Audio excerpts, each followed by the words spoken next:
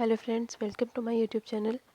Friends, आज की video में हम यूपी लेखपाल की हिंदी सीरीज़ को कंटिन्यू करेंगे और आज हम लोग एक न्यू टॉपिक देखेंगे जिससे जो UP triple S C special होगा और उसमें यूपी ट्रिपल एस सी में आए हुए प्रीवियस ईयर के क्वेश्चन हम लोग डिस्कस करेंगे विद एक्सप्लेनेशन। तो चलिए हम टाइम वेस्ट नहीं करते हुए शुरू करते हैं। फ्रेंड्स, मैं पहले आप लोगों को बता दूँ कि आज का टॉपिक है विशेषण यानी कि एडजेक्टिव। और विशेषण क्या होते हैं? जो संज्ञा या सर्वनाम की विशेषता बताते हैं, जो शब्द उन्हें हम विशेषण कहते हैं। ठीक है। और जैसे कि मोटा, पतला, काला, गोरा, अच्छा, बुरा, ये सारे जो भी शब्द होते हैं इस तरह के, वो उन सभी को हम क्या कहते हैं? विशेषण कहते हैं। और जो शब्द क्रिया की विशेषता बताते हैं, ऐसे शब्दों को क्रिया विशेषण कहते हैं। जैसे क्रिया हो गई चलना, और धीरे धीरे चलना, तेज़ से चलना, ये सब जो होते हैं ये क्रिया विशेषण कहलाते हैं। तो अब हम लोग क्वेश्चन के माध्यम से देखेंगे कि कौन कौन से कैसे कैसे क्वेश्चंस आए हुए हैं यूपी प्लस के प्रीवियस ईयर में, और उन्हें हम शॉर्ट आउट करते चलेंगे विद एक्सप्लेनेशन। तो first question is this: Krishna धीरे धीरे चला में धीरे धीरे शब्द किस प्रकार का क्रिया विशेषण का रूप है? ठीक है। तो सबसे पहला क्वेश्चन क्रिया विशेषण सही आ गया। हाँ, तो ठीक भी है, कोई बात नहीं। मैंने बताया भी आप लोगों को कि चलना क्या हो गई, इस सेंटेंस में क्रिया हो गई, और चलने को कौन डिफाइन कर रहा है, कौन उसकी विशेषता बता रहा है? धीरे धीरे। तो धीरे धीरे क्या हुआ? क्रिया विशेषण हुआ। अब ये किस प्रकार का क्रिया विशेषण है, हम इस पर भी थोड़ा सा जानेंगे। देखिए, कालवाचक क्रिया विशेषण में क्या होता है कि समय को बताया जाता है, समय के बारे में बताया जाता है कि वो क्रिया किस समय हो रही है। करणवाचक, ठीक है। फिर निश्चयवाचक क्रिया विशेषण में कुछ निश्चितता दिखाई जाती है, लेकिन यहाँ पर तो रीति दिखाई जा रही है ना कि चला किस तरह से जा रहा है। तो ये आंसर नंबर डी, रीतिवाचक विशेषण क्रिया विशेषण सही रहेगा। नेक्स्ट है, पापी में कौन सा विशेषण है? संख्यावाचक विशेषण क्या होते हैं? संख्यावाचक विशेषण विशेषण है जिसमें किसी संख्या का बोध होता है, संख्या का पता चलता है, तो इसमें संख्या तो दिख नहीं रही है। सार्वनामिक विशेषण में क्या होता है कि संकेतवाचक विशेषण भी इन्हें कहते हैं, जिससे हम लोग किसी को इंगित करते हैं। जैसे वह लड़का, वह घर मेरा है, यह पुस्तक तुम्हारी है। तो ये सारे जो है वो सार्वनामिक विशेषण है। परिमाणवाचक विशेषण में क्या होता है? सॉरी फ्रेंड्स, मेरा थोड़ा सा गला खराब है, इस वजह से आप लोग थोड़ा एडजस्ट कीजिएगा।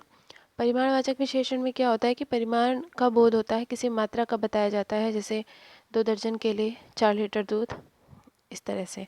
ठीक है। तो ये पापी शब्द इन तीनों में से ही कुछ नहीं बता रहा है, तो आंसर नंबर सी करेक्ट होगा, गुणवाचक, क्योंकि ये गुण बता रहा है किसी मनुष्य का कि मनुष्य पापी है। ठीक है।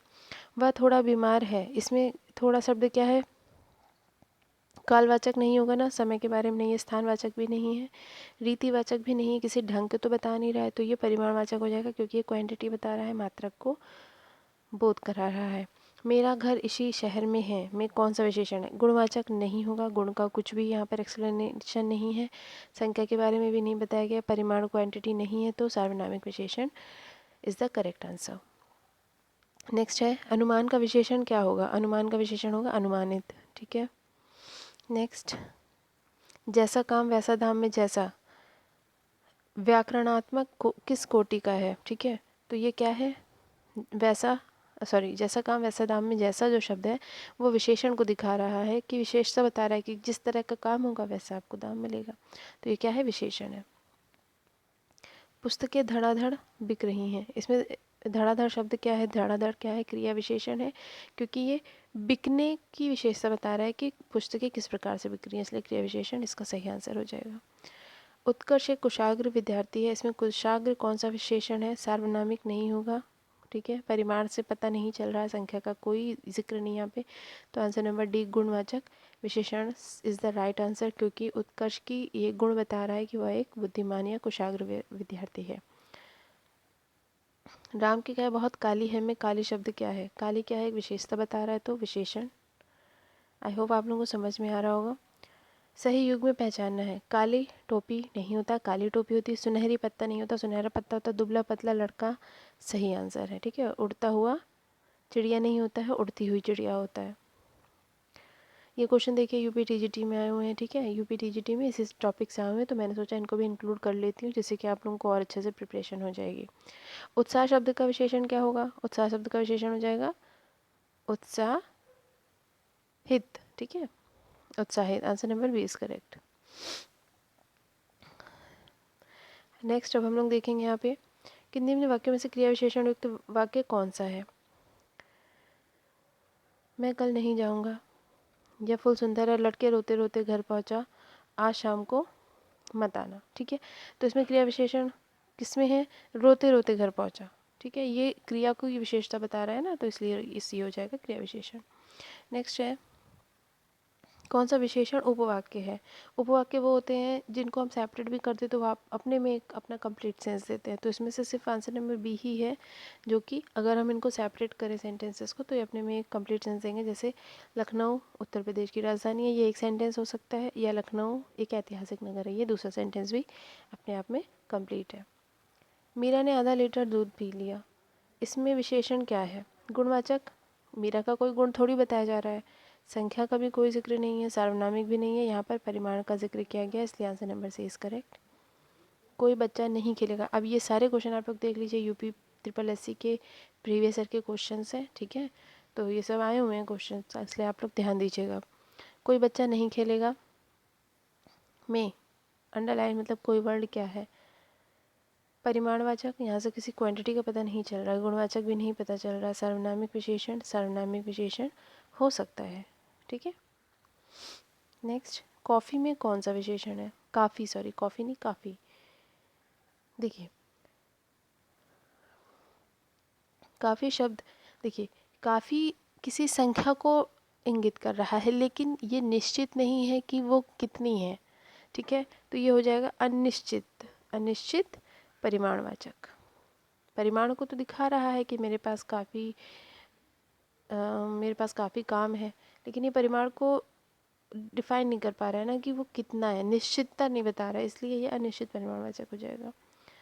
प्राचीन शब्द विशेषण के किस में आता है? प्राचीन गुणवाचक है ना, कि प्राचीन पुस्तक, प्राचीन मूर्ति या फिर प्राचीन बिल्डिंग, ये सारी चीज़ें क्या है? गुणवाचक, गुण बता रही हैं। अभ्यास का विशेषण क्या होगा? अभ्यासी। चलिए नेक्स्ट क्वेश्चन, भौम का विशेष क्या होगा? भूमि। विशेष्य, विशेष्य है, ध्यान दीजिएगा, विशेषण नहीं है, रीड द क्वेश्चन केयरफुली।